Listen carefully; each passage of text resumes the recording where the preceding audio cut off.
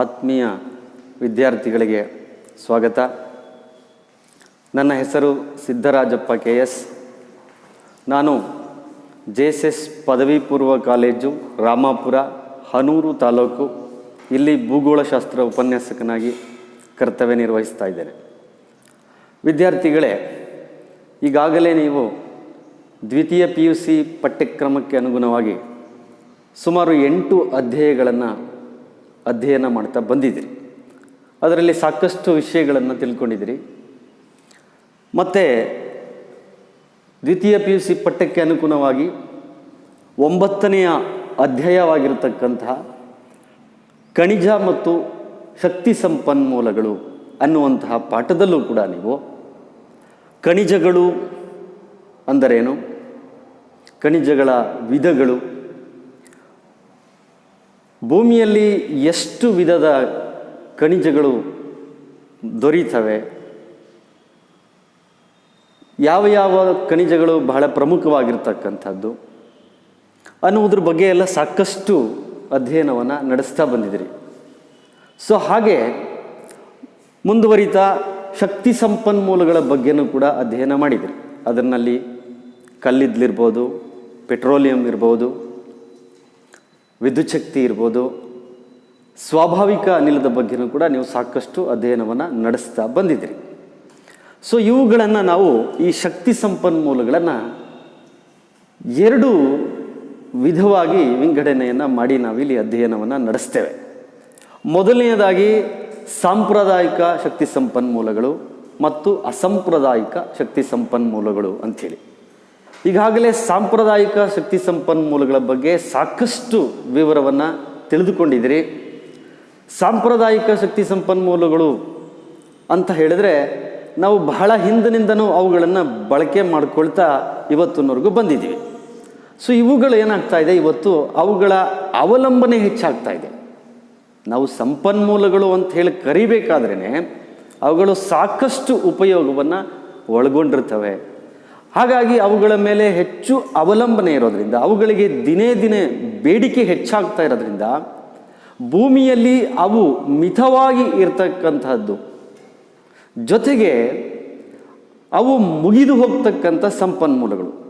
ಒಂದು ಸಲ ಭೂಮಿನಲ್ಲಿ ಅಂಥ ಸಂಪನ್ಮೂಲಗಳು ಬರಿದಾದರೆ ಲಕ್ಷಾಂತರ ವರ್ಷಗಳು ಮತ್ತೆ ಅವು ಪುನರ್ಭರ್ತಿಯಾಗಬೇಕಾದ್ರೆ ಕಾಲಾವಕಾಶವನ್ನು ತೆಗೆದುಕೊಳ್ತವೆ. ಸೊ ಹಾಗಾಗಿ ನಾವು ಇವತ್ತು ಇಂತಹ ಸಂಪನ್ಮೂಲಗಳನ್ನು ಉಳಿಸ್ಲಿಕ್ಕೆ, ಸುಸ್ಥಿರ ಅಭಿವೃದ್ಧಿಯನ್ನು ನಾವು ಕಾಪಾಡಿಕೊಳ್ಳಿಕ್ಕೆ, ಮುಂದಿನ ಪೀಳಿಗೆಗೆ ಅದನ್ನು ನಾವು ಉಳಿಸ್ಲಿಕ್ಕೆ, ಪರಿಸರವನ್ನು ನಾವು ಮಾಲಿನ್ಯದಿಂದ ಮುಕ್ತಗೊಳಿಸಲಿಕ್ಕೆ ಇಂತಹ ಸಂಪನ್ಮೂಲಗಳನ್ನು ನಾವು ಉಳಿಸುವಂತಹ ದೃಷ್ಟಿಯಿಂದ ನಾವೇನು ಮಾಡಿದ್ದೀವಿ, ಇದಕ್ಕೆ ಪರ್ಯಾಯವಾಗಿ ಬೇರೊಂದು ಶಕ್ತಿ ಸಂಪನ್ಮೂಲಗಳನ್ನು ನಾವು ಅಳವಡಿಸ್ಕೊಳ್ತಕ್ಕಂಥದ್ದಕ್ಕೆ ನಾವು ಅಸಾಂಪ್ರದಾಯಿಕ ಶಕ್ತಿ ಸಂಪನ್ಮೂಲಗಳು ಅಂತ ಕರಿತೀವಿ. ನಾವಿಲ್ಲಿ ಒಂದೇ ವಾಕ್ಯದಲ್ಲಿ ಹೇಳೋದಾದರೆ ಅಸಾಂಪ್ರದಾಯಿಕ ಶಕ್ತಿ ಸಂಪನ್ಮೂಲಗಳು ಅಂದರೆ ಏನು? ಪಳೆಯುಳಿಕೆ ಇಂಧನಗಳು, ಖನಿಜಗಳು ಮತ್ತು ಪರಿಸರ ಮಾಲಿನ್ಯವನ್ನು ಉಂಟು ಮಾಡತಕ್ಕಂಥ ಸಂಪನ್ಮೂಲಗಳನ್ನು ಹೊರತುಪಡಿಸಿ ನಾವು ಅದಕ್ಕೆ ಪರ್ಯಾಯವಾಗಿ ಬೇರೊಂದು ಶಕ್ತಿ ಸಂಪನ್ಮೂಲಗಳನ್ನು ಬಳಸ್ತಕ್ಕಂಥದ್ದು. ಉದಾಹರಣೆಗೆ ಸೌರಶಕ್ತಿ, ಪವನಶಕ್ತಿ, ಜೈವಿಕ ಅನಿಲ, ಸಮುದ್ರದ ಅಲೆಗಳು, ಜೈವಿಕ ರಾಶಿ, ಭೂಷ್ಣೀಯ ಶಕ್ತಿ, ಹೀಗೆ ಮೊದಲಾದಂತಹ ಅಸಾಂಪ್ರದಾಯಿಕ ಶಕ್ತಿ ಸಂಪನ್ಮೂಲಗಳನ್ನು ನಾವು ಬಳಸ್ಕೊಳ್ತೀವಿ.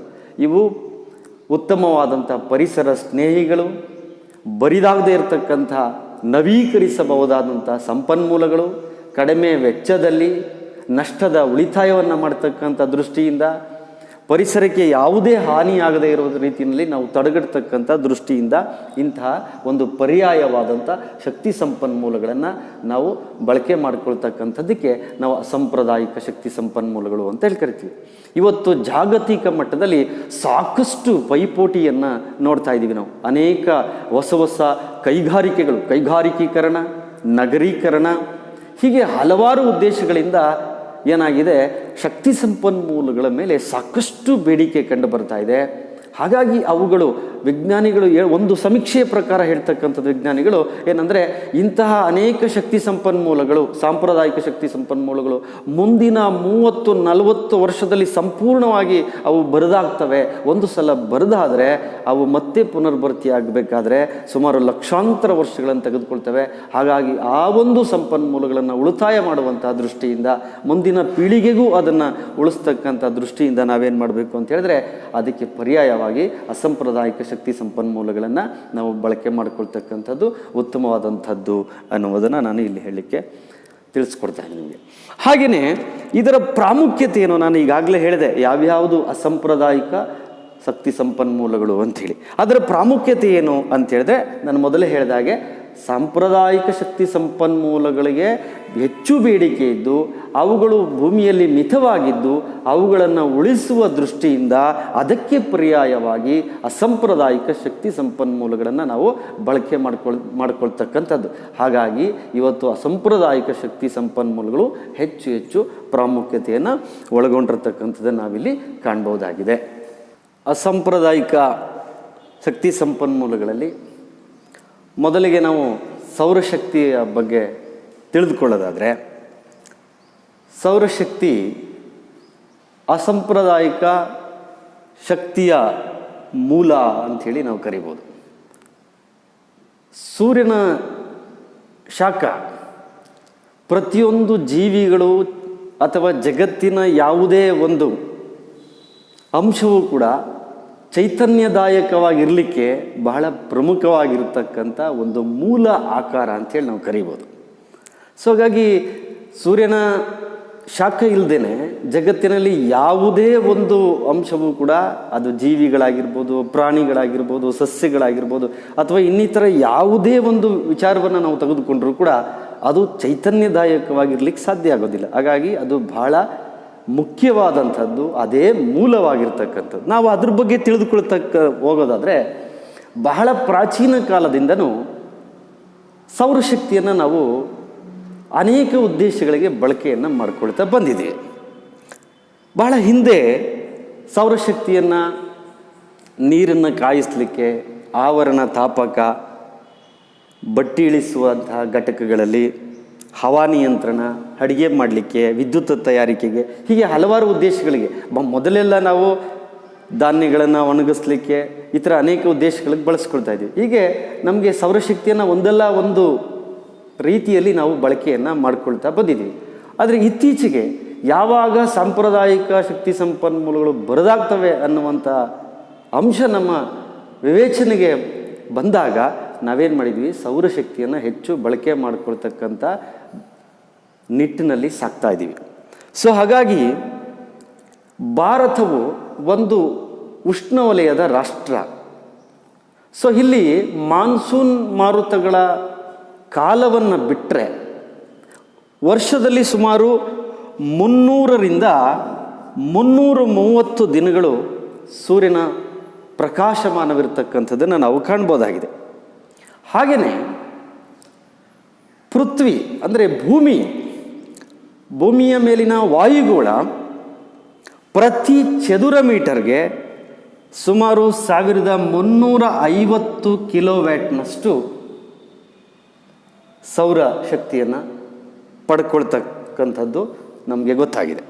ಹಾಗೆಯೇ ಭಾರತ ಒಂದು ದಿನಕ್ಕೆ ಸುಮಾರು 2.2 ಟ್ರಿಲಿಯನ್ ಕಿಲೋವ್ಯಾಟ್ನಷ್ಟು ಸೌರಶಾಖವನ್ನು ಪಡ್ಕೊಳ್ತದೆ. ಬಹಳ ಮುಖ್ಯವಾಗಿ ರಾಜಸ್ಥಾನ ರಾಜ್ಯ ಏನಿದೆ, ಅಲ್ಲಿ ವರ್ಷದ ಎಲ್ಲ ಕಾಲ, ಹೆಚ್ಚು ಕಡಿಮೆ ವರ್ಷದ ಎಲ್ಲ ಅವಧಿನಲ್ಲೂ ಮೋಡರಹಿತ ಆಕಾಶವಿರ್ತಕ್ಕಂಥದ್ದನ್ನು ನಾವು ಕಾಣ್ಬೋದಾಗಿದೆ. ಹಾಗಾಗಿ ನಾವು ಹೆಚ್ಚು ಸೌರಶಕ್ತಿಯನ್ನು ಉತ್ಪಾದನೆ ಮಾಡಲಿಕ್ಕೆ ಅಥವಾ ಬಳಸ್ಕೊಳ್ಳಿಕ್ಕೆ ಆ ಒಂದು ರಾಜ್ಯ ಅತಿ ಹೆಚ್ಚು ಸೂಕ್ತವಾಗಿರ್ತಕ್ಕಂಥದ್ದು. ಆನಂತರದಲ್ಲಿ ಆಂಧ್ರ ಪ್ರದೇಶ, ಕರ್ನಾಟಕ, ತಮಿಳುನಾಡು, ಮಹಾರಾಷ್ಟ್ರ, ಮಧ್ಯಪ್ರದೇಶ, ಛತ್ತೀಸ್ಗಢ ರಾಜ್ಯ, ದೆಹಲಿ, ಹರಿಯಾಣ, ಜಾರ್ಖಂಡ್ ಮತ್ತು ಬಿಹಾರ ರಾಜ್ಯಗಳು ನಮಗೆ ಹೆಚ್ಚು ಸೌರಶಕ್ತಿಯನ್ನು ಬಳಸ್ಕೊಳ್ಳಿಕ್ಕೆ ಅನುಕೂಲವಾಗಿರ್ತಕ್ಕಂಥ ರಾಜ್ಯಗಳಾಗಿರ್ತವೆ ಭಾರತದಲ್ಲಿ. ಹಾಗೆ ನಾವು ನೋಡೋದಾದರೆ ಆಂಧ್ರ ಪ್ರದೇಶದಲ್ಲಿ ಕಂಡುಬರ್ತಕ್ಕಂಥ ತಿರುಮಲದಲ್ಲಿ ಪ್ರಪಂಚದಲ್ಲೇ ಅತ್ಯಂತ ದೊಡ್ಡದಾದಂಥ ಸೌರ ಉಗಿ ವಲಯನ್ನು ಅಲ್ಲಿ ನಾವು ನಿರ್ಮಿಸಿದ್ದೇವೆ. ಈಗಾಗಲೇ ಸೌರಶಕ್ತಿ, ಸೋಲಾರ್ ಎನರ್ಜಿ, ಈಗಾಗಲೇ ನಾವು ಅದ್ರ ಬಗ್ಗೆ ಸಾಕಷ್ಟು ವಿಷಯವನ್ನು ತಿಳಿದುಕೊಂಡ್ವಿ. ಸೊ ಇಲ್ಲಿ ನಾವು ಸೌರಶಕ್ತಿಯನ್ನು 3 ವಿಧಾನಗಳಿಂದ ಉಪಯೋಗವನ್ನು ಪಡೆದುಕೊಳ್ಬೋದಾಗಿದೆ. ಮೊದಲನೆಯದು ಸೌರ ಶಾಖೋತ್ಪನ್ನ ಶಕ್ತಿ, ಎರಡನೆಯದಾಗಿ ಸೋಲಾರ್ ಫೋಟೋ ವೋಲ್ಟಾಯಿಕ್ SPV ಅಂತ ಕರಿತೀವಿ, ಮೂರನೆಯದಾಗಿ ದ್ಯುತಿಸಂಶ್ಲೇಷಣ ಕ್ರಿಯೆ. ಇಲ್ಲಿ ನಾವು ಬಹಳ ಮುಖ್ಯವಾಗಿ ಗಮನಿಸೋದಾದರೆ ಸೌರ ಶಾಖೋತ್ಪನ್ನ ಶಕ್ತಿ. ಈ ಸೌರ ಶಾಖೋತ್ಪನ್ನ ಶಕ್ತಿ ಸಂಗ್ರಾಹಕಗಳು ಮತ್ತು ಸ್ವೀಕಾರಗಳ ನೆರವಿನಿಂದ ಸೌರಶಕ್ತಿಯನ್ನು ಶಾಖೋತ್ಪನ್ನ ಶಕ್ತಿಯನ್ನಾಗಿ ಪರಿವರ್ತಿಸುವ ವಿಧಾನಕ್ಕೆ ನಾವು ಸೌರ ಶಾಖೋತ್ಪನ್ನ ಶಕ್ತಿ ಅಂತ ಕರಿತೀವಿ. ಇದರಲ್ಲಿ ನಮಗೆ ನೀರು ಆವರಣ ತಾಪಕ, ಅಡುಗೆಗಾಗಿ, ಬೆಳೆಗಳನ್ನು ಒಣಗಿಸ್ಲಿಕ್ಕೆ, ಧಾನ್ಯಗಳನ್ನು ಕೈಗಾರಿಕೀಕರಣಕ್ಕೆ, ಆಸ್ಪತ್ರೆಗಳಲ್ಲಿ, ವಸತಿ ಗೃಹಗಳಲ್ಲಿ, ವಿದ್ಯುತ್ ಉತ್ಪಾದನೆಗೆ, ಹೀಗೆ ಹಲವಾರು ಉದ್ದೇಶಗಳಿಗೆ ನಾವು ಇದನ್ನು ಬಳಕೆ ಮಾಡ್ಕೋಬೋದು. ಅಂದರೆ ನಮಗೆ ಇದು ಅತ್ಯಂತ ಸರಳವಾದ ವಿಧಾನ, ಕಡಿಮೆ ವೆಚ್ಚದಲ್ಲಿ ಆಗ್ತಕ್ಕಂತಹದ್ದು, ಜೊತೆಗೆ ನಷ್ಟದ ಉಳಿತಾಯವನ್ನು ಕೂಡ ಇಲ್ಲಿ ನಾವು ಮಾಡ್ಬೋದಾಗಿದೆ. ಅಂತಹ ಒಂದು ಬಹಳ ಪ್ರಮುಖವಾದಂಥ ವಿಧಾನ ಅಂತ ಹೇಳಿದರೆ ಅದು ಸೌರ ಶಾಖೋತ್ಪನ್ನ ಶಕ್ತಿ. ಅಂದರೆ ಸೂರ್ಯನ ಶಾಖವನ್ನು ಸಂಗ್ರಾಹಕ ಮತ್ತು ಸ್ವೀಕಾರಗಳ ನೆರವಿನಿಂದ ಸೌರ ಶಾಖೋತ್ಪನ್ನ ಶಕ್ತಿಯನ್ನಾಗಿ ಅಥವಾ ಥರ್ಮಲ್ ಶಕ್ತಿ ಅಂತ ನಾವೇನು ಕರಿತೀವಿ ಹಾಗೆ ಅದನ್ನು ಪರಿವರ್ತನೆ ಮಾಡಿಕೊಳ್ತಕ್ಕಂಥ ಒಂದು ವಿಧಾನವನ್ನೇ ನಾವು ಸೌರ ಶಾಖೋತ್ಪನ್ನ ಶಕ್ತಿ ಅಂಥೇಳಿ ನಾವು ಕರಿತೇವೆ. ಇನ್ನು ಎರಡನೆಯದಾಗಿ ಸೋಲಾರ್ ಫೋಟೋ ವೋಲ್ಟಾಯಿಕ್ SPV ಅಂತ ಬಹಳ ಅದನ್ನು ಶಾರ್ಟಾಗಿ ನಾವು ಕರಿತೀವಿ. ಸೋಲಾರ್ ಫೋಟೋ ವೋಲ್ಟಾಯಿಕ್ ಇಲ್ಲಿ ಟರ್ಬೈನ್ಗಳಂತಹ ಚಾಲನಾ ಸಾಧನಗಳನ್ನು ಅಳವಡಿಸ್ತೇನೆ. ಈಗ ನೀವು ಈಗಾಗಲೇ ವಿದ್ಯುತ್ ಶಕ್ತಿ ಬಗ್ಗೆ ಅಧ್ಯಯನವನ್ನು ನಡೆಸಿದ್ದೀರಿ. ಜಲವಿದ್ಯುತ್ ಶಕ್ತಿಯನ್ನು ತಯಾರು ಮಾಡಬೇಕಾದ್ರೆ ನಾವು ಡೈನಾಮೋಗಳು ಮತ್ತು ಟರ್ಬೈನ್ಗಳನ್ನು ಅಳವಡಿಸ್ತೀವಿ. ಆ ಟರ್ಬೈನ್ಗಳು ನೀರಿನ ವೇಗಕ್ಕೆ ತಿರುಗ್ತವೆ, ಅದರಿಂದ ಶಾಖ ಬಿಡುಗಡೆ ಆಗ್ತದೆ. ಆ ಶಾಖವನ್ನು ವಿದ್ಯುತ್ ಶಕ್ತಿಯಾಗಿ ವಿದ್ಯುತ್ ಕೋಶಗಳ ಮುಖಾಂತರ ನಾವೇನು ಪರಿವರ್ತನೆ ಮಾಡ್ಕೊಳ್ತೀವಿ. ಆದರೆ ಇಲ್ಲಿ ನಾವು ಸೋಲಾರ್ ಫೋಟೋ ವೋಲ್ಟಾಯಿಕ್ನಲ್ಲಿ ಯಾವುದೇ ಟರ್ಬೈನ್ಗಳಂತಹ ಚಾಲನಾ ಸಾಧನಗಳನ್ನು ಬಳಕೆ ಮಾಡ್ಕೊಳ್ದೇನೆ ಅಥವಾ ಅಳವಡಿಸ್ಕೊಳ್ದೇನೆ ನೇರವಾಗಿ ಸೌರಶಕ್ತಿಯನ್ನು ವಿದ್ಯುತ್ ಶಕ್ತಿಗೆ ಪರಿವರ್ತನೆ ಮಾಡ್ತಕ್ಕಂಥ ವಿಧಾನವನ್ನೇ ನಾವು ಸೋಲಾರ್ ಫೋಟೋ ವೋಲ್ಟಾಯಿಕ್ ಅಂತ ಕರಿತೀವಿ. ಈಗಾಗಲೇ ಭಾರತದಲ್ಲಿ ಸುಮಾರು 10 ಲಕ್ಷಕ್ಕೂ ಅಧಿಕವಾಗಿರ್ತಕ್ಕಂಥ ಸೋಲಾರ್ ಫೋಟೋ ವೋಲ್ಟಾಯಿಕ್ ವ್ಯವಸ್ಥೆಯನ್ನು ನಾವು ಈಗಾಗಲೇ ಅಳವಡಿಸಿರ್ತಕ್ಕಂಥದ್ದನ್ನು ಇಲ್ಲಿ ಕಾಣ್ಬೋದಾಗಿದೆ. ಉದಾಹರಣೆಗೆ ಈ ಸೋಲಾರ್ ಫೋಟೋ ವೋಲ್ಟಾಯಿಕ್ ನಾವು ಎಲ್ಲಿ ಬಳಸ್ಕೊಳ್ತೀವಿ ಅಂದರೆ ಉದಾಹರಣೆಗೆ ಗೃಹ ಅಂದರೆ ಮನೆಗಳಲ್ಲಿ ಬೀದಿ ದೀಪಗಳನ್ನು ಉರಿಸ್ತಕ್ಕಂಥದ್ದು, ನೀರನ್ನು ಎತ್ತಲಿಕ್ಕೆ, ಟೆಲಿಕಮ್ಯುನಿಕೇಷನ್ಗಳಲ್ಲಿ ಇದನ್ನು ಬಳಸ್ಕೊಳ್ತೀವಿ, ದೂರದ ಗ್ರಾಮಗಳಿಗೆ ಅದನ್ನು ಬಳಸ್ತಕ್ಕಂಥದ್ದು, ಆಸ್ಪತ್ರೆಗಳಲ್ಲಿ ಅದನ್ನು ಬಳಕೆ ಮಾಡ್ಕೊಳ್ತಕ್ಕಂಥದ್ದು, ಮತ್ತು ಗುಡ್ಡಗಾಡುಗಳಲ್ಲಿ ಇರ್ತಕ್ಕಂಥ ಮನೆಗಳಿಗೆ ಅದನ್ನು ಬಳಕೆ ಮಾಡ್ಕೊಳ್ತಕ್ಕಂಥದ್ದು, ಮರುಭೂಮಿಗಳಲ್ಲಿ ಬಳಕೆ ಮಾಡ್ಕೊಳ್ತಕ್ಕಂಥದ್ದು, ಮತ್ತು ದ್ವೀಪಗಳಲ್ಲೂ ಕೂಡ ಇವುಗಳ ಬಳಕೆ ಅತ್ಯವಶ್ಯಕವಾಗಿರ್ತಕ್ಕಂಥದ್ದನ್ನು ನಾವು ಕಾಣಬಹುದಾಗಿದೆ. ಹಾಗೆ ನಾವು ನೋಡೋದಾದರೆ ಭಾರತದಲ್ಲಿ ಈ ಸೋಲಾರ್ ಫೋಟೋ ವೋಲ್ಟಾಯಿಕ್ ಸಾಮರ್ಥ್ಯ ಸುಮಾರು 20 ಮೆಗಾವ್ಯಾಟ್ನಷ್ಟು ಕಂಡುಬರ್ತಕ್ಕಂಥದ್ದು. ಹಾಗೆ ಭಾರತದಲ್ಲಿ ಮೊಟ್ಟ ಮೊದಲಿಗೆ ಸೋಲಾರ್ ಫೋಟೋ ವೋಲ್ಟಾಯಿಕ್ ಕೇಂದ್ರವನ್ನು ರಾಜಸ್ಥಾನದ ಬರ್ಮಾರ್ನಲ್ಲಿ ಸುಮಾರು 150 ಮೆಗಾವ್ಯಾಟ್ ಸ್ಥಾಪಿತ ಸಾಮರ್ಥ್ಯವನ್ನು ಒಳಗೊಂಡಿರತಕ್ಕಂಥ ಒಂದು ಸೋಲಾರ್ ಫೋಟೋ ವೋಲ್ಟಾಯಿಕ್ ಕೇಂದ್ರವನ್ನು ಸ್ಥಾಪನೆ ಮಾಡಲಾಯಿತು.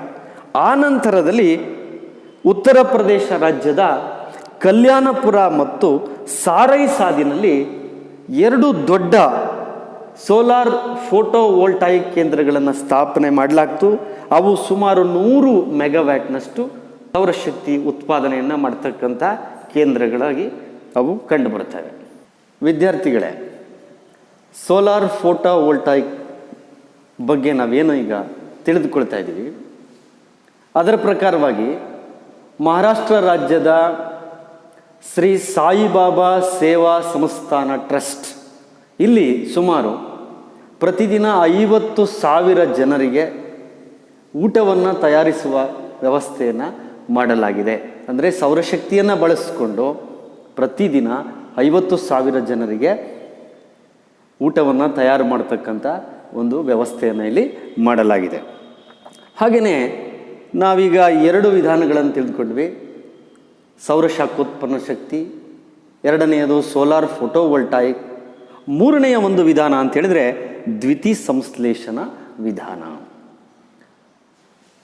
ಸಸ್ಯಗಳು ತಮ್ಮ ಹರಿತ್ತಿನ ಮೂಲಕ ಸೂರ್ಯನ ಶಾಖ ಮತ್ತು ನೀರನ್ನು ಬಳಸಿಕೊಂಡು ತಮ್ಮ ಆಹಾರವನ್ನು ತಾವೇ ತಯಾರಿಸ್ಕೊಳ್ತಕ್ಕಂಥ ವಿಧಾನವನ್ನೇ ನಾವು ದ್ವಿತೀಯ ಸಂಶ್ಲೇಷಣ ವಿಧಾನ ಅಥವಾ ಪ್ರಕ್ರಿಯೆ ಅಂತ ಕರಿತೀವಿ. ಅಂದರೆ ಪ್ರತಿಯೊಂದಕ್ಕೂ ಸೌರ ಶಕ್ತಿ ಅಥವಾ ಸೂರ್ಯನ ಶಾಖ ಬಹಳ ಮುಖ್ಯವಾಗಿದೆ ಅಂತಕ್ಕಂಥದ್ದು ನಮಗೆ ಇದರಿಂದ ಗೊತ್ತಾಗ್ತದೆ.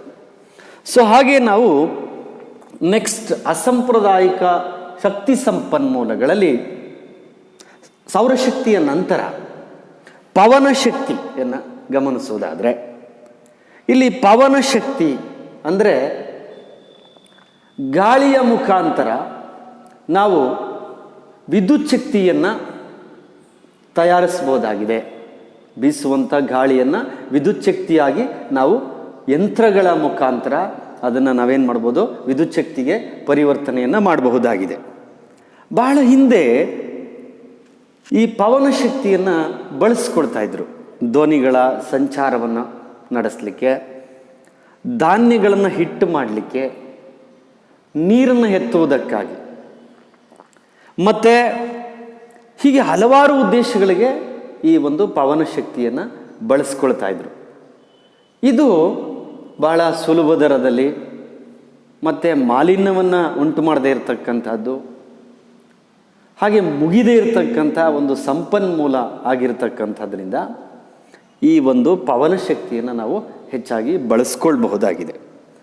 ಆದರೆ ಭಾರತದಲ್ಲಿ ಈ ಪವನ ಶಕ್ತಿ ಇತ್ತೀಚಿನದ್ದು. ಅಂದರೆ ಸುಮಾರು 1990ನೇ ಇಸ್ವಿಯಿಂದ ಇದು ಭಾರತದಲ್ಲಿ ನಾವು ಇದನ್ನು ಪ್ರಾರಂಭ ಮಾಡ್ತೇವೆ. ಹಾಗಾಗಿ ಭಾರತ ಒಂದು ಪವನ ಶಕ್ತಿಯನ್ನು ಒಳಗೊಂಡಿರತಕ್ಕಂಥ ರಾಷ್ಟ್ರ.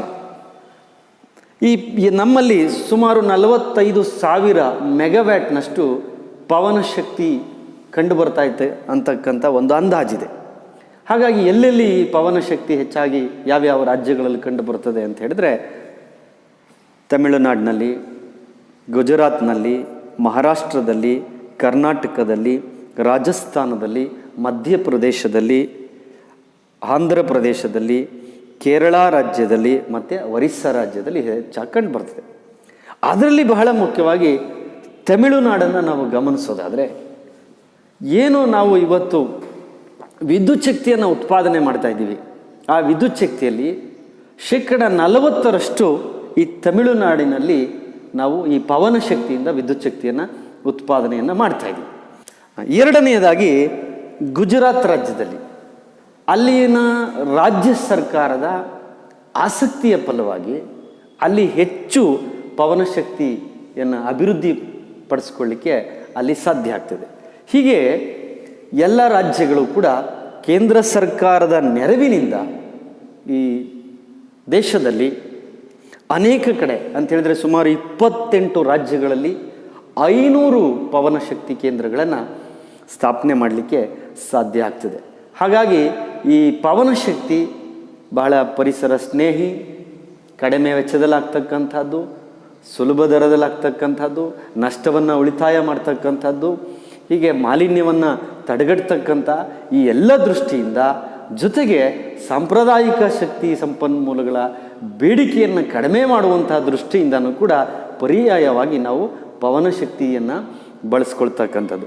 ಹಾಗೆ ಭಾರತದಲ್ಲಿಯೇ ಅತಿ ದೊಡ್ಡದಾದಂಥ 150 ಮೆಗಾವ್ಯಾಟ್ ಸಾಮರ್ಥ್ಯವನ್ನು ಒಳಗೊಂಡಿರತಕ್ಕಂಥ ಪವನ ಜಮೀನು ಸಮುದಾಯವು ತಮಿಳುನಾಡಿನ ಮುಪ್ಪಂದಾಲ್ನಲ್ಲಿ ಕಂಡುಬರ್ತದೆ. ಹೀಗೆ ಇಷ್ಟೆಲ್ಲ ಅನುಕೂಲಗಳನ್ನು ಪವನ ಶಕ್ತಿ ಒಳಗೊಂಡಿದೆ. ಹಾಗಾಗಿ ಇವತ್ತು ನಾವು ಪವನ ಶಕ್ತಿ ಬಳಕೆಯನ್ನು ಹೆಚ್ಚಾಗಿ ಅಭಿವೃದ್ಧಿಪಡಿಸುವಂತಹ ನಿಟ್ಟಿನಲ್ಲಿ ನಾವು ಪ್ರಯತ್ನವನ್ನು ಮಾಡ್ತಾ ಇದ್ದೇವೆ. ಇನ್ನು ನೆಕ್ಸ್ಟ್ ನಾವು ಅಸಾಂಪ್ರದಾಯಿಕ ಶಕ್ತಿ ಸಂಪನ್ಮೂಲಗಳಲ್ಲಿ ಜೈವಿಕ ಅನಿಲದ ಬಗ್ಗೆ ತಿಳಿದುಕೊಳ್ಳೋದಾದರೆ, ಜೈವಿಕ ಅನಿಲ ಅಂದರೆ ಏನು ಅಂತ ಹೇಳಿದ್ರೆ, ವ್ಯರ್ಥ ಜೈವಿಕ ಪದಾರ್ಥಗಳಿಂದ ಮತ್ತು ಸಗಣಿಯಿಂದ ತಯಾರಿಸ್ತಕ್ಕಂತಹ ಅಥವಾ ಉತ್ಪತ್ತಿಯಾಗ್ತಕ್ಕಂತಹ ಅನಿಲವನ್ನೇ ನಾವು ಜೈವಿಕ ಅನಿಲ ಅಂತ ಕರಿತೀವಿ. ಈ ಜೈವಿಕ ಅನಿಲ ನಿರ್ವಾಯು ಪ್ರದೇಶದಲ್ಲಿ ವ್ಯರ್ಥ ಜೈವಿಕ ಪದಾರ್ಥಗಳಿಂದ ಮೀಥೇನ್ ಮತ್ತು ಇಂಗಾಲಗಳನ್ನು ಒಳಗೊಂಡಿರ್ತಕ್ಕಂಥ ಅನಿಲವನ್ನೇ ನಾವು ಜೈವಿಕ ಅನಿಲ ಅನ್ನೋದಾಗಿ ಕರಿತೀವಿ. ಸಾಮಾನ್ಯವಾಗಿ ಇದನ್ನು ಹೆಚ್ಚಾಗಿ ಹಳ್ಳಿಗಳಲ್ಲಿ ಬಳಸ್ತಾರೆ. ಹಳ್ಳಿಗಳಲ್ಲಿ ಅಡಿಗೆಗಾಗಿ ದೀಪಗಳನ್ನು ಉರಿಸುವಂತಹ ದೃಷ್ಟಿಯಿಂದ, ಕೇವಲ ಹಳ್ಳಿಗಳಷ್ಟೇ ಅಲ್ಲ, ಗ್ರಾಮೀಣ ಪ್ರದೇಶಗಳಲ್ಲೂ ಕೂಡ ಇದನ್ನು ನಾವು ಬಳಕೆ ಮಾಡ್ಬೋದು. ಅಂದರೆ ವಿದ್ಯುತ್ತನ್ನು ತಯಾರು ಮಾಡಲಿಕ್ಕೆ ಡೀಸೆಲ್ ಯಂತ್ರಗಳ ಬದಲಾಗಿ ನಾವು ಜೈವಿಕ ಅನಿಲವನ್ನು ಬಳಸಿ ದೀಪಗಳನ್ನು ಉರಿಸ್ತಕ್ಕಂಥದ್ದು.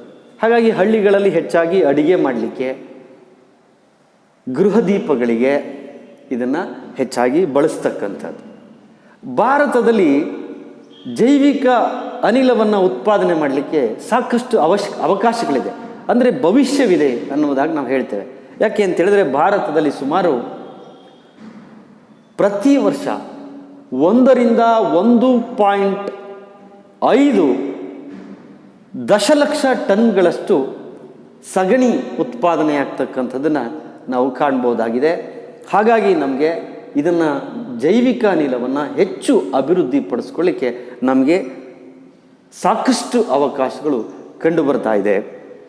ಸೊ ಹೀಗೆಯೇ ಈ ಜೈವಿಕ ಅನಿಲವನ್ನು ಅಭಿವೃದ್ಧಿಪಡಿಸುವಂಥ ದೃಷ್ಟಿಯಿಂದ ಭಾರತ ಸರ್ಕಾರವು ಭಾರತೀಯ ನವೀಕರಣ ವಿದ್ಯುತ್ ಅಭಿವೃದ್ಧಿ ಸಂಸ್ಥೆ, ಭಾರತೀಯ ನವೀಕರಣ ವಿದ್ಯುತ್ ಅಭಿವೃದ್ಧಿ ಸಂಸ್ಥೆ IREDA, Indian renewable electrical development authority ಅನ್ನುವಂತಹ ಒಂದು ಸಂಸ್ಥೆಯನ್ನು ನಿರ್ಮಾಣ ಮಾಡಿ, ಅದರ ಮುಖಾಂತರ ಜೈವಿಕ ಅನಿಲವನ್ನು ಸ್ಥಾಪನೆ ಮಾಡುವಂಥ ಆಸಕ್ತಿಯನ್ನು ತೋರ್ತಕ್ಕಂಥ ಜನರಿಗೆ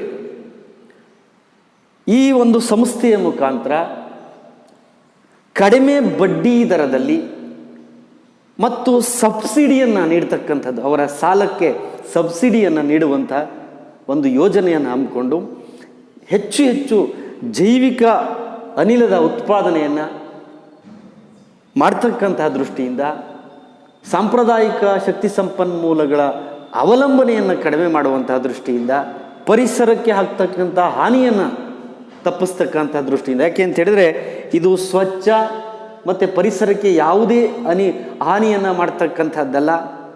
ಹಾಗಾಗಿ ಇದನ್ನು ನವೀಕರಿಸಬಹುದಾದಂಥ ಒಂದು ಸಂಪನ್ಮೂಲ. ಹಾಗಾಗಿ ಭಾರತ ಸರ್ಕಾರ ಏನು ಮಾಡಿದೆ, ಈ ಒಂದು ಸಂಸ್ಥೆಯ ಮುಖಾಂತರ ಸಾಕಷ್ಟು ಸಾಲ ಸೌಲಭ್ಯಗಳನ್ನು ಕಡಿಮೆ ಬಡ್ಡಿ ದರದಲ್ಲಿ ಮತ್ತು ಸಬ್ಸಿಡಿಯನ್ನು ನೀಡುವುದರ ಮುಖಾಂತರ ಅದೇನು ಮಾಡಿದೆ,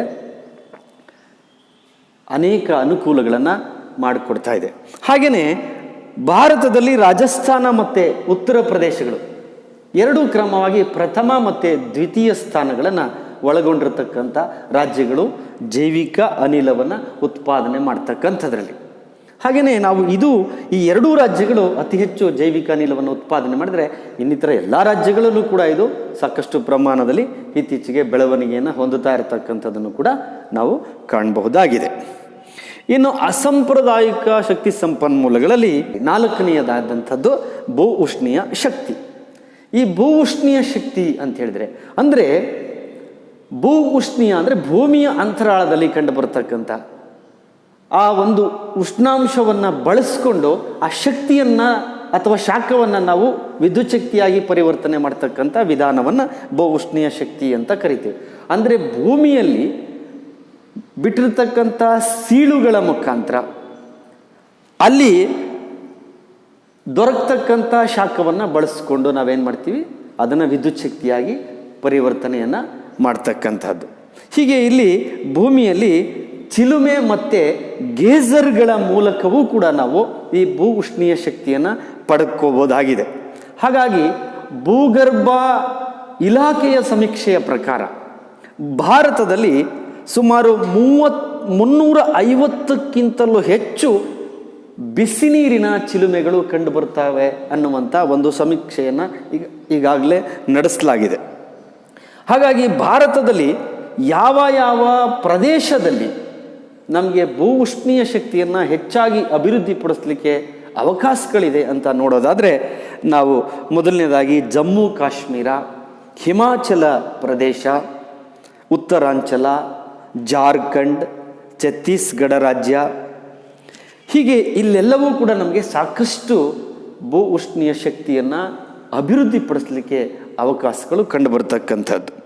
ಇಲ್ಲಿ ಮೊಟ್ಟ ಮೊದಲಿಗೆ ಹಿಮಾಚಲ ಪ್ರದೇಶದ ಮಣಿಕರನ್ ಅನ್ನುವಂಥ ಪ್ರದೇಶದಲ್ಲಿ ನಾವು ಭೂ ಉಷ್ಣೀಯ ಶಕ್ತಿಯನ್ನು ಉತ್ಪಾದನೆ ಮಾಡುವಂಥದ್ದು ಕಂಡುಬರ್ತದೆ. ಅದರ ನಂತರ ಜಮ್ಮು ಕಾಶ್ಮೀರದಲ್ಲಿ ಲಡಾಖ್ ಪರ್ವತ ಶ್ರೇಣಿ ಏನಿದೆ ಅಲ್ಲಿ ಕಂಡು ಬರ್ತಕ್ಕಂಥ ಪುಗು ಅನ್ನುವಂಥ ಕಣಿವೆಯಲ್ಲಿ ಪುಗಾ ಕಣಿವೆಯಲ್ಲಿ ಭೂ ಉಷ್ಣೀಯ ಶಕ್ತಿಯನ್ನು ಉತ್ಪತ್ತಿ ಮಾಡ್ಬೋದಾಗಿದೆ.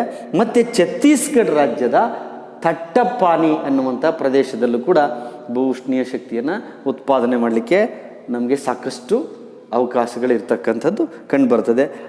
ಸೊ ಇದಿಷ್ಟು ಭೂ ಉಷ್ಣೀಯ ಶಕ್ತಿ ಅಂದ್ರೇನು, ಅದು ಹೇಗೆ ನಾವು ಉತ್ಪಾದನೆ ಮಾಡ್ಬೋದು ಅನ್ನುವಂಥದ್ರ ಬಗ್ಗೆ ಇರತಕ್ಕಂಥ ಮಾಹಿತಿ. ವಿದ್ಯಾರ್ಥಿಗಳೇ, ಈಗಾಗಲೇ ಅಸಾಂಪ್ರದಾಯಿಕ ಶಕ್ತಿ ಸಂಪನ್ಮೂಲಗಳಲ್ಲಿ ನಾವು ಅನೇಕ ವಿಚಾರಗಳನ್ನು ತಿಳಿದುಕೊಂಡ್ವಿ. ನಂತರ ಉಬ್ಬರವಿಳಿತ ಶಕ್ತಿ ಬಗ್ಗೆನೂ ಇಲ್ಲಿ ನಾವು ತಿಳಿದುಕೊಳ್ತಾ ಹೋಗೋಣ. ಇಲ್ಲಿ ಉಬ್ಬರವಿಳಿತ ಶಕ್ತಿ ಅಂತ ಹೇಳಿದಾಗ ಭೂಮಿಯ ಮೇಲೆ ಇರ್ತಕ್ಕಂಥ ಜಲಭಾಗ ಅಂತ ಹೇಳಿದರೆ ಸಾಗರ, ಸಮುದ್ರಗಳಲ್ಲಿ ನೀರು ಸೂರ್ಯನ ಆಕರ್ಷಣೆಗೆ ಒಳಪಟ್ಟು ಪ್ರತಿನಿತ್ಯ ಅಲ್ಲಿ ಉಬ್ಬರವಿಳಿತಗಳು ಕಾಣಿಸ್ಕೊಳ್ತವೆ. ಅಂದರೆ ನೀವು ಉಬ್ಬರ ಉಂಟಾದಾಗ ಅದು ಮುಂದಕ್ಕೆ ಚಲನೆ ಆಗ್ತದೆ, ಇಳಿಕೆ ಆದಾಗ ಅದು ಕುಗ್ಗುತ್ತೆ, ನೀರಿನ ಪ್ರಮಾಣ ಕುಗ್ಗುತ್ತಾ ಹೋಗ್ತದೆ. ಅಂದರೆ ಇವೆರಡರ ನಡುವೆ ಸಾಕಷ್ಟು ಅಂತರವಿರ್ತದೆ, ಉಬ್ಬರ ಮತ್ತು ಇಳಿತಗಳ ನಡುವೆ. ಇದರಿಂದ ನಾವು ಈ ಉಬ್ಬರವಿಳಿತ ಶಕ್ತಿಯನ್ನು ಬಳಸಿಕೊಂಡು ವಿದ್ಯುತ್ ಶಕ್ತಿಯನ್ನು ನಾವು ಉತ್ಪಾದನೆ ಮಾಡಬಹುದಾಗಿದೆ. ಸೊ ಹಾಗಾಗಿ ಭಾರತದಲ್ಲಿ ಸಾಕಷ್ಟು ವಿಶಾಲವಾದ ತೆರೆದ ಸಮುದ್ರ ಕಂಡುಬರುವಂಥ ದೃಷ್ಟಿಯಿಂದ ನಮಗೆ ಉಬ್ಬರವಿಳಿತ ಶಕ್ತಿಯನ್ನು ಉತ್ಪಾದನೆ ಮಾಡಲಿಕ್ಕೆ ಸಾಕಷ್ಟು ಅವಕಾಶಗಳಿದೆ. ಆದರೂ ಕೂಡ ತೆರೆದ ಸಮುದ್ರಕ್ಕಿಂತ ಅಳಿವೆಗಳು ಈ ಉಬ್ಬರವಿಳಿತ ಶಕ್ತಿಯನ್ನು ನಾವು ಉತ್ಪಾದನೆ ಮಾಡಲಿಕ್ಕೆ ಹೆಚ್ಚು ಸೂಕ್ತವಾಗಿರ್ತವೆ. 1000ರಿಂದ 9000 ಮೆಗಾವ್ಯಾಟ್ನಷ್ಟು ಉಬ್ಬರವಿಳಿತ ಶಕ್ತಿಯನ್ನು ಉತ್ಪಾದನೆ ಮಾಡುವಂಥ ಸಾಮರ್ಥ್ಯ ಭಾರತದಲ್ಲಿ ಕಂಡುಬರ್ತಕ್ಕಂಥದ್ದು. ಹಾಗೆ ಇಲ್ಲಿ ಬಹಳ ಮುಖ್ಯವಾಗಿ ಭಾರತದಲ್ಲಿ ಗುಜರಾತಿನ ಕಚ್ ಮತ್ತು ಖಂಭಾತಕಾರಿ, ಪಶ್ಚಿಮ ಬಂಗಾಳದ ಸುಂದರಬನ, ಅಂಡಮಾನ್ ಮತ್ತು ನಿಕೋಬಾರ್, ಹಾಗೆ ಲಕ್ಷದ್ವೀಪ, ಇಲ್ಲಿ ನಾವು ಈ ಭಾಗಗಳಲ್ಲಿ ಹೆಚ್ಚು ಉಬ್ಬರವಿಳಿತ ಶಕ್ತಿಯನ್ನು ಉತ್ಪಾದನೆ ಮಾಡ್ತಕ್ಕಂಥ ಸಾಮರ್ಥ್ಯ ನಮಗೆ ಇಲ್ಲಿ ಕಂಡುಬರ್ತಕ್ಕಂಥದ್ದು. ಸೊ ಹಾಗಾಗಿ ಈ ಉಬ್ಬರವಿಳಿತ ಶಕ್ತಿಯು ಕೂಡ ಅಸಾಂಪ್ರದಾಯಿಕ ಶಕ್ತಿ ಸಂಪನ್ಮೂಲಗಳಲ್ಲಿ ಭಾಳ ಪ್ರಮುಖವಾದಂಥದ್ದು. ಇದು ಕೂಡ ನಾವು ಕಡಿಮೆ ವೆಚ್ಚದಿಂದ ಮಾಲಿನ್ಯ ರಹಿತವಾಗಿ ಹೆಚ್ಚು ಪರಿಸರ ಸ್ನೇಹಿಯನ್ನು ಒಳಗೊಂಡಿರ್ತಕ್ಕಂಥದ್ದು. ಇದೆಲ್ಲದರಿಂದ ಇಂದು ನಾವೇನು ಮಾಡಿದ್ದೀವಿ, ಉಬ್ಬರ ವಿಳಿತ ಶಕ್ತಿಯನ್ನು ಉತ್ಪಾದನೆ ಮಾಡುವಂತಹ ದೃಷ್ಟಿಯಿಂದನೂ ಕೂಡ ಅದಕ್ಕೆ ಹೆಚ್ಚು ಹೆಚ್ಚು ಗಮನವನ್ನು ಹರಿಸ್ತಾ ಬಂದಿದ್ದೀವಿ. ಸೊ ಹಾಗಾಗಿ ಇವಿಷ್ಟು ನಿಮಗೆ ಸೌರಶಕ್ತಿ, ಪವನಶಕ್ತಿ, ಜೈವಿಕ ಅನಿಲ, ಭೂಷ್ಣೀಯ ಶಕ್ತಿ, ಉಬ್ಬರವಿಳಿತ ಶಕ್ತಿ ಇವೆಲ್ಲವೂ ಬಹಳ ಪ್ರಮುಖವಾಗಿರ್ತಕ್ಕಂತಹ ಅಸಾಂಪ್ರದಾಯಿಕ ಶಕ್ತಿ ಸಂಪನ್ಮೂಲಗಳು. ನಾವು ಸಾಂಪ್ರದಾಯಿಕ ಶಕ್ತಿ ಸಂಪನ್ಮೂಲಗಳ ಮಿತವಾಗಿರ್ತಕ್ಕಂಥ ಒಂದು ದೃಷ್ಟಿಯಿಂದ ಅವುಗಳನ್ನು ಉಳಿಸುವಂಥ ನಿಟ್ಟಿನಲ್ಲಿ ಮುಂದಿನ ಪೀಳಿಗೆಗೆ ಸುಸ್ಥಿರತೆಯನ್ನು ಕಾಪಾಡುವಂತಹ ದೃಷ್ಟಿಯಿಂದ ನಾವು ಅವುಗಳು ಸಂಪೂರ್ಣ ಬರಿದಾಗುವಂಥ ಒಂದು ಆಲೋಚನೆಯಿಂದ ನಾವೇನು ಮಾಡಿದ್ದೀವಿ, ಅವಕ್ಕೆ ಪರ್ಯಾಯವಾಗಿ ಈ ಅಸಾಂಪ್ರದಾಯಿಕ ಶಕ್ತಿ ಸಂಪನ್ಮೂಲಗಳನ್ನು ಬಳಸ್ಕೊಳ್ತಾ ಇದ್ದೀವಿ. ಯಾಕೆ ಅಂತ ಹೇಳಿದ್ರೆ ಅವು ಸಂಪೂರ್ಣ ಭೂಮಿಯಲ್ಲಿ ಬರದಾದರೆ ಅವು ಲಕ್ಷಾಂತರ ವರ್ಷಗಳನ್ನು ಮತ್ತೆ ಪುನರ್ಭರ್ತಿಯಾಗಲಿಕ್ಕೆ ಸಮಯವನ್ನು ತೆಗೆದುಕೊಳ್ತವೆ.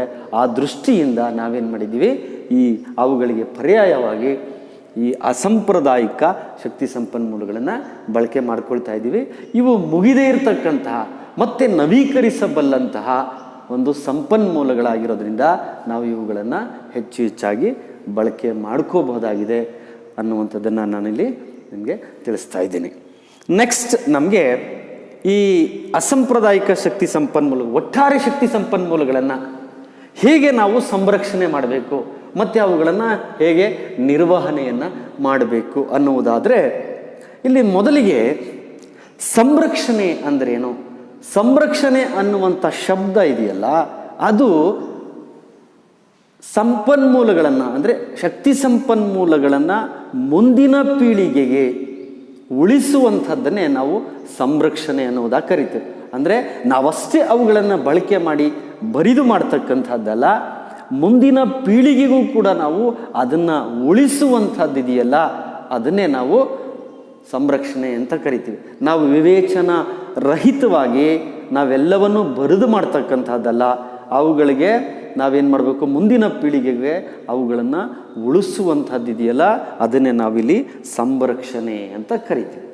ಇನ್ನು ನಿರ್ವಹಣೆ ಅಂದ್ರೇನು ಅಂದರೆ ಅವುಗಳನ್ನು ನಾವು ಹೇಗೆ ನಿರ್ವಹಣೆ ಮಾಡಬೇಕು, ಹೇಗೆ ನಾವು ಅವುಗಳನ್ನು ನಿರ್ವಹಣೆ ಮಾಡಬೇಕು, ಅವುಗಳ ಮೇಲಿರ್ತಕ್ಕಂಥ ಅವಲಂಬನೆಯನ್ನು ಹೇಗೆ ನಾವು ಮಿತಗೊಳಿಸಬೇಕು, ಎಷ್ಟು ಪ್ರಮಾಣದಲ್ಲಿ ಅವುಗಳನ್ನು ಬಳಸಬೇಕು, ಯಾವ ರೀತಿ ಬಳಸಬೇಕು, ಇವೆಲ್ಲವನ್ನು ಕೂಡ ನಾವು ಅದನ್ನು ಹೇಗೆ ನಿರ್ವಹಣೆ ಮಾಡಬೇಕು ಅನ್ನುವಂಥದ್ದೇ ನಿರ್ವಹಣೆ ಅನ್ನೋದಾಗಿ ನಾವು ಇಲ್ಲಿ ಕರಿತಾ ಇದ್ದೀವಿ. ಇನ್ನು ನೆಕ್ಸ್ಟ್ ಸಂರಕ್ಷಣೆಯ ಅವಶ್ಯಕತೆ. ಯಾಕೆಂದರೆ ನಾನು ಮೊದಲೇ ಹೇಳಿದೆ ನಿಮಗೆ ಪ್ರಾರಂಭದಲ್ಲಿಯೇ, ಸಂಪನ್ಮೂಲ ಅಂತ ಕರಿಬೇಕಾದ್ರೆ ನಾವು ಯಾವುದನ್ನಾದರೂ ಅದು ಹೆಚ್ಚು ಉಪಯೋಗವನ್ನು ಒಳಗೊಂಡಿರ್ತಕ್ಕಂಥದ್ದು. ಆ ದೃಷ್ಟಿಯಿಂದ ನಾವು ಅದನ್ನು ಸಂಪನ್ಮೂಲ ಅಂತ ಕರಿತೀವಿ, ರಿಸೋರ್ಸ್ ಅಂತ. ಸೊ ಇಲ್ಲಿ ಇವೆಲ್ಲವೂ ಕೂಡ ಬಹಳ ಪ್ರಮುಖವಾಗಿರ್ತಕ್ಕಂಥವು ಶಕ್ತಿ ಸಂಪನ್ಮೂಲಗಳು. ಅವುಗಳ ಅವಶ್ಯಕತೆ ನಮಗೆ ತುಂಬಾ ಇದೆ. ಆದ್ದರಿಂದ ನಾವು ಅವುಗಳನ್ನು ಸಂರಕ್ಷಣೆ ಮಾಡಿಕೊಂಡು ಹೋಗ್ತಕ್ಕಂಥದ್ದು ಬಹಳ ಮುಖ್ಯವಾದಂಥ ಅಂಶ. ಹಾಗಾಗಿ ಅವುಗಳನ್ನು ಸಂರಕ್ಷಣೆ ಯಾಕೆ ಮಾಡಬೇಕು, ಅದರ ಅವಶ್ಯಕತೆ ನಮಗಿದೆಯಾ ಅಂತ ಹೇಳಿದ್ರೆ ಅದು ಖಂಡಿತ ಸಂರಕ್ಷಣೆ ಮಾಡ್ತಕ್ಕಂಥದ್ದು ನಮ್ಮೆಲ್ಲರ ಜವಾಬ್ದಾರಿ ಮತ್ತು ಹೊಣೆ. ನೋಡಿ, ಇಲ್ಲಿ ನಾವೇನು ಶಕ್ತಿ ಸಂಪನ್ಮೂಲಗಳನ್ನು ಇವತ್ತು ಬಳಕೆ ಮಾಡ್ಕೊಳ್ತಾ ಇದ್ದೀವಿ, ಅದರಲ್ಲಿ 95% ಪಳೆಯುಳಿಕೆಗಳಿಂದ ಆಗಿರ್ತಕ್ಕಂಥವು ಅವೆಲ್ಲ ಅಂತ ಹೇಳಿದರೆ, ಅದು ಒಂದು ಸಲ ನಾವು ಬರೆದಾದರೆ ಅವುಗಳು ಮತ್ತೆ ಸಾವಿರಾರು ಲಕ್ಷಾಂತರ ವರ್ಷಗಳನ್ನು ಸಮಯವನ್ನು ತೆಗೆದುಕೊಳ್ತವೆ ಮತ್ತೆ ಪುನರ್ಭರ್ತಿ ಆಗಬೇಕಾದ್ರೆ. ಹಾಗಾಗಿ ಮುಂದಿನ ಪೀಳಿಗೆಗೆ ಅವು ದೊರಕದೆ ಹೋಗ್ಬೋದು. ಅದರಿಂದ ಪರಿಸರ ಮಾಲಿನ್ಯ ಆಗ್ಬೋದು, ಹಾನಿ ಆಗ್ಬೋದು, ಅಥವಾ ಜೀವಿಗಳ ಮೇಲೆ ಅದು ಪರಿಣಾಮವನ್ನು ಬೀರ್ಬೋದು. ಈ ಎಲ್ಲ ಕಾರಣಗಳಿಂದ ನಾವು ಇಂತಹ ಶಕ್ತಿ ಸಂಪನ್ಮೂಲಗಳನ್ನು ಸಂರಕ್ಷಣೆ ಮಾಡಬೇಕು, ಅದರ ಅವಶ್ಯಕತೆ ಖಂಡಿತವಾಗೂ ಇದೆ ಅನ್ನುವಂಥದ್ದು. ಹಾಗಾಗಿ ನಾವು ಹೇಗೆ ಅವುಗಳನ್ನು ಸಂರಕ್ಷಣೆ ಮಾಡಬೇಕು ಅನ್ನೋದನ್ನೇ ನಾವಿಲ್ಲಿ ನೋಡ್ತಾ ಹೋಗ್ಬೋದು. ಸಂರಕ್ಷಣಾ ಕ್ರಮಗಳು, ಯಾವ್ಯಾವ ವಿಧಾನಗಳ ಮುಖಾಂತರ ಹೇಗೆ ನಾವು ಅವುಗಳನ್ನು ಸಂರಕ್ಷಣೆ ಮಾಡಬಹುದು ಅನ್ನುವಂಥದ್ದು. ನೋಡಿ, ಇಲ್ಲಿ ನಾನು ಅದನ್ನು ಇಲ್ಲಿ ತಿಳಿಸ್ತಾ ಹೋಗ್ತೇನೆ. ಸಂರಕ್ಷಣಾ ಕ್ರಮಗಳು ಯಾವುದು? ಮೊದಲನೆಯದಾಗಿ ಹೊಸ ಖನಿಜಗಳ ಉತ್ಪಾದನೆ. ನಾವು ಹೊಸ ಹೊಸ ಖನಿಜಗಳನ್ನು ಉತ್ಪಾದನೆ ಮಾಡಬೇಕು. ಸೊ ಹಾಗಾಗಿ ಏನು ಹೊಸ ಖನಿಜಗಳನ್ನು ಅಥವಾ ಹೇಗೆ ಉತ್ಪಾದನೆ ಮಾಡೋದು ಅಂದರೆ, ಕೆಲವು ಪ್ರದೇಶಗಳಿಗೆ ನಾವು ಹೋಗಲಿಕ್ಕೆ ಸಾಧ್ಯ ಆಗದೆ ಇರತಕ್ಕಂಥದ್ದು. ಈಗ ಪರ್ವತ, ಎತ್ತರವಾದಂಥ ಪರ್ವತಗಳು ಅಥವಾ ಇನ್ಯಾವುದೋ ಮರುಭೂಮಿಗಳು ಅಥವಾ ಸಮುದ್ರ ತೀರಗಳು, ಇಂತಹ ಭಾಗದಲ್ಲಿ ನಾವು ಖನಿಜ ಶಕ್ತಿ ಸಂಪನ್ಮೂಲಗಳು ಇದೆಯೇ ಅನ್ನುವಂಥದ್ದನ್ನು ಪತ್ತೆ ಹಚ್ಚಿ ನಾವೇನು ಮಾಡಬೇಕು, ಖನಿಜಗಳನ್ನು ಉತ್ಪಾದನೆಯನ್ನು ಮಾಡಬೇಕಾಗ್ತದೆ. ಇದೊಂದು ವಿಧಾನ. ಎರಡನೆಯದಾಗಿ ಗಣಿಗಾರಿಕಾ ಸಂದರ್ಭದಲ್ಲಿ ಸಂರಕ್ಷಣೆಯನ್ನು ಮಾಡಬೇಕು. ಗಣಿಗಾರಿಕೆಯನ್ನು ಮಾಡುವಾಗ ಪರಿಸರಕ್ಕೆ ಹಾನಿಯಾಗದೇ ಇರೋ ರೀತಿಯಲ್ಲಿ ನಾವು ಗಣಿಗಾರಿಕೆಯನ್ನು ಮಾಡಬೇಕಾಗ್ತದೆ. ಜೊತೆಗೆ ಗಣಿಗಾರಿಕಾ ಸಂದರ್ಭದಲ್ಲಿ ಕೆಲವೊಂದು ಖನಿಜ ಸಂಪನ್ಮೂಲಗಳು ಬೆಂಕಿಯ ಅನಾಹುತಕ್ಕೆ ತುತ್ತಾಗ್ತವೆ, ಈಡಾಗ್ತವೆ. ಅಂಥದ್ದನ್ನು ನಾವು ಎಚ್ಚರಿಕೆಯಿಂದ ನಿರ್ವಹಿಸಬೇಕಾಗ್ತದೆ. ಇನ್ನು ಮೂರನೆಯದಾಗಿ ಪೂರ್ಣ ಪ್ರಮಾಣದ ಖನಿಜಗಳನ್ನು ಹೊರತೆಗೆಯುವುದು. ಇಲ್ಲಿ ಪೂರ್ಣ ಪ್ರಮಾಣದ ಅಂತೇಳಿದ್ರೆ ನಾವು ಖನಿಜಗಳನ್ನು ಹೊರತೆಗಿತಕ್ಕಂಥ ಭೂಮಿಯಿಂದ ಖನಿಜಗಳನ್ನು ಹೊರತೆಗೆಯುವಂಥ ಸಂದರ್ಭದಲ್ಲಿ ಸಂಪೂರ್ಣವಾಗಿ ಖನಿಜಗಳನ್ನು ನಾವು ಹೊರತೆಗಿಬೇಕಾಗ್ತದೆ. ಅದಕ್ಕೆ ಆಧುನಿಕ ತಂತ್ರಜ್ಞಾನವನ್ನು ಬಳಸಿಕೊಂಡು ನಾವು ಖನಿಜಗಳನ್ನು ಹೊರತೆಗೆದು ಅವುಗಳನ್ನು ಸಂಗ್ರಹಿಸಿಟ್ಕೊಂಡ್ರೆ ನಾವು ಅದನ್ನು ಬಳಸಲಿಕ್ಕೆ ಸಾಧ್ಯ ಆಗ್ತದೆ. ಇನ್ನು ನಾಲ್ಕನೆಯದಾಗಿ ಖನಿಜಗಳನ್ನು ಬಹು ಉದ್ದೇಶಗಳಿಗಾಗಿ ನಾವು ಬಳಕೆ ಮಾಡಿಕೊಳ್ಬೇಕು. ಖನಿಜಗಳನ್ನು ನಾವು ತಯಾರು ಮಾಡುವಂಥ ಅಥವಾ ಉತ್ಪಾದನೆ ಮಾಡುವಂಥ ಸಂದರ್ಭದಲ್ಲಿ ಅದರ ಉಪವಸ್ತುಗಳನ್ನು ಕೂಡ ನಾವು ಹಲವಾರು ಉದ್ದೇಶಗಳಿಗೆ, ಒಂದೇ ಉದ್ದೇಶಕ್ಕಲ್ಲ ಹಲವಾರು ಉದ್ದೇಶಗಳಿಗೆ ನಾವು ಬಳಕೆಯನ್ನು ಮಾಡಿಕೊಂಡ್ರೆ ಅವುಗಳ ಮೇಲಿನ ಹೆಚ್ಚು ಅವಲಂಬನೆಯನ್ನು ಕಡಿಮೆ ಮಾಡಲಿಕ್ಕೆ ಇದು ಸಾಧ್ಯ ಆಗ್ತದೆ. ಇನ್ನು ಐದನೆಯದಾಗಿ ಸುಭದ್ರವಾದ ಉಗ್ರಾಣ. ಖನಿಜ ಸಂಪನ್ಮೂಲಗಳನ್ನು ಉತ್ಪಾದನೆ ಮಾಡಿದ ಮೇಲೆ ನಾವು ಅವುಗಳನ್ನು ಸುಭದ್ರವಾಗಿ ಒಂದು ಉಗ್ರಾಣದಲ್ಲಿ ನಾವು ಅದನ್ನು ಸಂಗ್ರಹಿಸಿಡಬೇಕಾಗ್ತದೆ. ಯಾಕೆ ಅಂತೇಳಿದ್ರೆ ಅವುಗಳ ಮೂಲ ಗುಣಧರ್ಮಗಳಿಗೆ ಯಾವುದೇ ತೊಂದರೆ ಆಗದೇ ಇರೋ ರೀತಿಯಲ್ಲಿ ನಾವು ಅದನ್ನು ಸಂಗ್ರಹಿಸಿ ಇಡಬೇಕಾಗ್ತದೆ. ಇನ್ನು ಆರನೆಯದಾಗಿ ಖನಿಜಗಳ ಪರ್ಯಾಯ ವಸ್ತುಗಳಿಗಾಗಿ ಅನ್ವೇಷಣೆ. ಈಗ ನಾವು ಮೊದಲೇ ಅದನ್ನು ಅಸಾಂಪ್ರದಾಯಿಕ ಶಕ್ತಿ ಸಂಪನ್ಮೂಲಗಳಿಗೆ ಓದಿದ್ವಿ.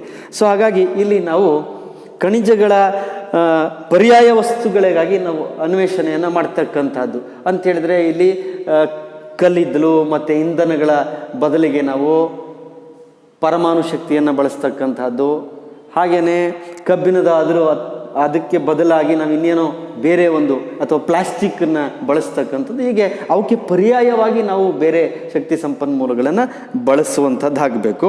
ಆಗ ಅದರ ಮೇಲಿನ ಅವಲಂಬನೆಯನ್ನು ನಾವಿಲ್ಲಿ ಇಲ್ಲಿ ಲೋಹಗಳಿಗೆ ಬದಲಾಗಿ ನಾವು ಪ್ಲಾಸ್ಟಿಕ್ಕನ್ನು ಬಳಸ್ತಕ್ಕಂಥದ್ದು, ಆಗ ಆ ಲೋಹದ ಮೇಲಿನ ಅವಲಂಬನೆ ಕಡಿಮೆ ಆಗ್ತದೆ. ಇನ್ನು ಹಾಗೆಯೇ ಏಳನೆಯದಾಗಿ ಖನಿಜಗಳ ಪುನರ್ಬಳಕೆ. ಖನಿಜಗಳನ್ನು ನಾವು ಬಳಸುವಂಥ ಸಂದರ್ಭದಲ್ಲಿ ಅದನ್ನು ನಾವು ಮತ್ತೆ ಪುನರ್ಬಳಕೆಯನ್ನು ಮಾಡ್ಕೋಬಹುದಾ ಅನ್ನುವಂಥದ್ದನ್ನು ನಾವು ಗಮನಿಸಿ ಅದನ್ನು ವ್ಯರ್ಥವಾಗದೇ ಇರೋ ರೀತಿಯಲ್ಲಿ ನಾವು ಮತ್ತೆ ಆ ಖನಿಜಗಳನ್ನು ಬಳಸ್ಕೊಳ್ತಾ ಹೋಗೋದಾದರೆ ಅದು ನಮಗೆ ಮತ್ತೆ ಉಪಯೋಗಕ್ಕೆ ಬರ್ತಕ್ಕಂಥದ್ದು. ಇನ್ನು ಎಂಟನೆಯದಾಗಿ ಶಕ್ತಿ ಸಂಪನ್ಮೂಲಗಳನ್ನು ಕಚ್ಚಾ ವಸ್ತುವಾಗಿ ಬಳಕೆ ಮಾಡ್ತಕ್ಕಂಥದ್ದು.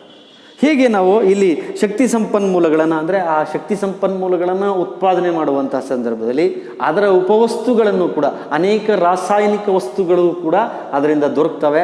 ಅವೆಲ್ಲವನ್ನು ಕೂಡ ನಾವು ಶಕ್ತಿ ಸಂಪನ್ಮೂಲಗಳಾಗಿ ನಾವು ಬಳಸ್ಕೋಬೇಕಾಗ್ತದೆ. ಇನ್ನು ಒಂಬತ್ತನೆಯದಾಗಿ ಪರ್ಯಾಯ ವಿದ್ಯುತ್ ಮೂಲದ ಇಂಧನಗಳ ಅಭಿವೃದ್ಧಿ.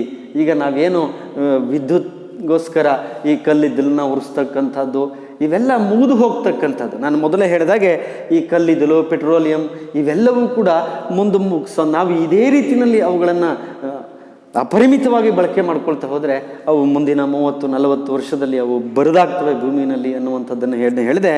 ಆ ರೀತಿಯಾಗಿ ಅದಕ್ಕೆ ಬದಲಾಗಿ ಅಂತಹ ಶಕ್ತಿ ಸಂಪನ್ಮೂಲಗಳಿಗೆ ಬದಲಾಗಿ ನಾವು ಪರ್ಯಾಯವಾಗಿ ಈಗ ಪವನ ಶಕ್ತಿಯನ್ನು ಅಥವಾ ಜೈವಿಕ ಅನಿಲವನ್ನು ಈ ರೀತಿ ಅವುಗಳಿಗೆ ಪರ್ಯಾಯವಾಗಿ ಬಳಸ್ಕೊಂಡಾಗ ಆ ಒಂದು ಖನಿಜ ಸಂಪನ್ಮೂಲಗಳನ್ನು ನಾವು ಉಳಿಸ್ಲಿಕ್ಕೆ ಅದನ್ನು ಸಾಧ್ಯ ಆಗ್ತದೆ.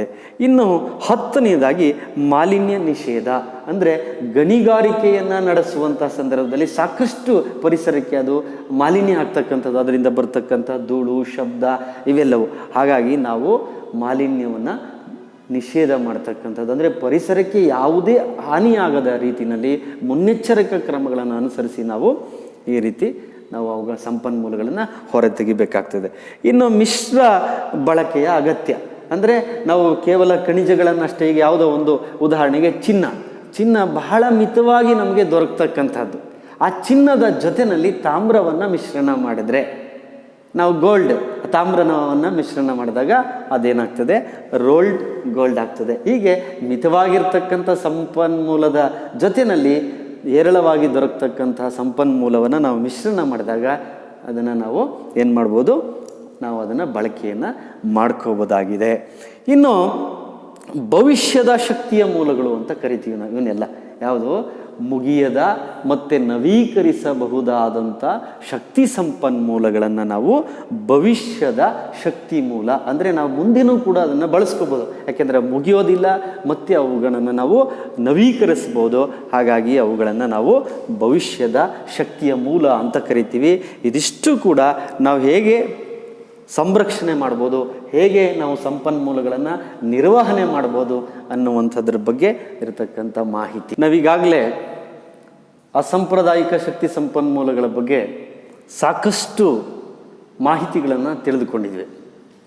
ಅದಕ್ಕೆ ಸಂಬಂಧಪಟ್ಟ ಹಾಗೆ ನಿಮಗೆ ಏನೇನು ಪ್ರಶ್ನೆಗಳು ಬರ್ಬೋದು ಅಂತಕ್ಕಂಥದ್ದನ್ನು ನಾನಿಲ್ಲಿ ಈಗಾಗಲೇ ಬರೆದಿದ್ದೀನಿ ನೋಡಿ. ಇಲ್ಲಿ ಮೊದಲಿಗೆ 1 ಅಂಕದ ಪ್ರಶ್ನೆಗಳು. 1 ಅಂಕದ ಪ್ರಶ್ನೆಗಳಲ್ಲಿ ಮೊದಲನೆಯ ಪ್ರಶ್ನೆ ಸೌರಶಕ್ತಿ ಎಂದರೇನು?